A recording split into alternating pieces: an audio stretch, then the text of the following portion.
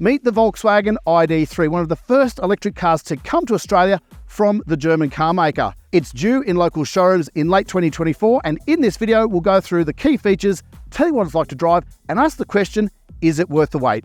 Let's get started. The Volkswagen ID.3 is not based on a Golf, but it is the closest thing to it. This electric hatchback is based on new electric car underpinnings and has similar proportions to the Golf, one of the world's biggest selling hatchbacks. But it is a completely new design from the ground up. The ID.3 has been on sale in Europe for more than 3 years, but its arrival in Australia has been pushed back to wait for the updated version.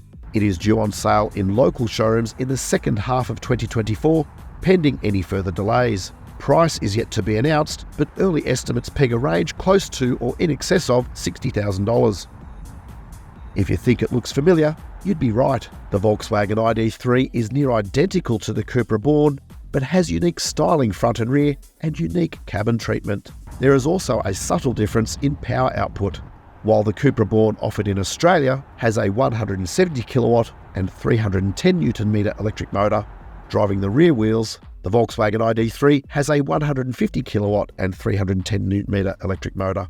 In Europe, the ID.3 is available with two battery capacities, 58 kilowatt hours and 77 kilowatt hours, and driving range varies accordingly. In round numbers, about 400 kilometres or 500 kilometres in ideal conditions. Drive was invited with other international media to sample the Volkswagen ID.3 ahead of its Australian introduction by this time next year to get an early taste of what to expect. This is what we found. The Volkswagen ID.3 is the baby of Volkswagen's new electric car range, although it's about the same size as a Golf, so it'll find a lot of appeal for customers who like the size of the Golf or the Toyota Corolla, Hyundai i30, that size of car.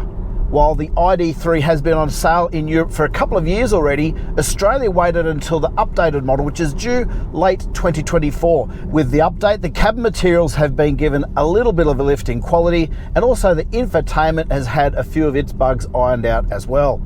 Volkswagen electric cars have very familiar interior themes. There's a small digital display for the instrument cluster and a large infotainment screen. We still have these annoying tabs across the bottom, and at the moment they're not illuminated, so it's very hard to do these controls at night. But Volkswagen's working on it. We have actually seen prototypes with these controls illuminated. Still not as good as volume dials or tuning dials or physical buttons in our opinion, especially given you're trying to operate these functions when the car's moving. You need to keep your eyes on the road and not on the screen.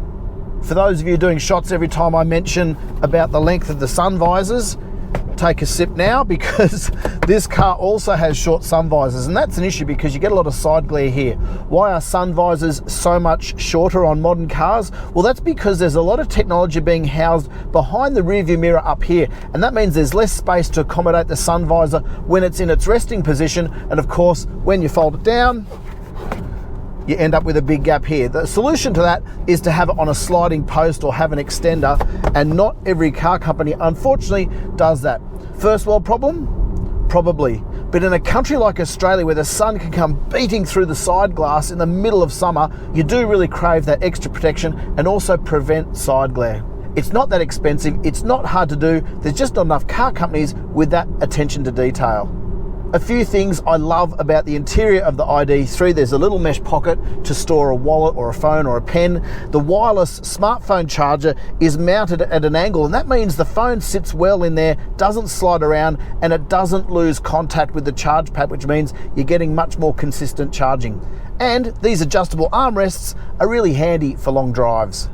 The ID.3 has really good visibility around the car thanks to its large glass area. I'm not really a fan of the touch pads on the steering wheel, and there's also touch controls for your lights over here, and even the power window switches are touch control. I still prefer physical buttons because it means you can actually locate those buttons with your fingertips without taking your eyes off the road. And I really don't understand why car companies are obsessed by touch screens and touch controls on steering wheels and other parts of the car. It's unnecessary.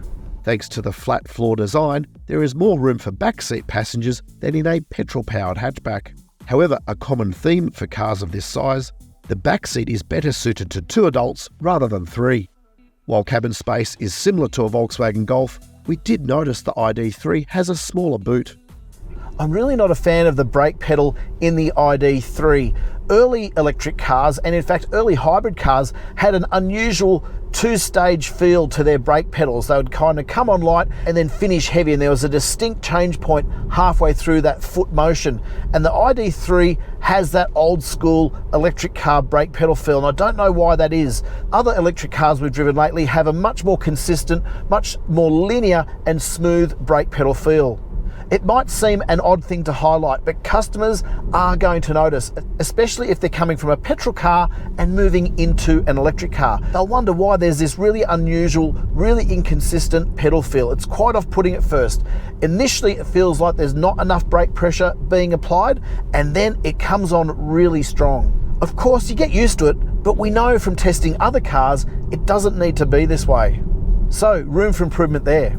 Although first impressions were generally positive, we'll reserve final judgment until we test the ID.3 on local roads.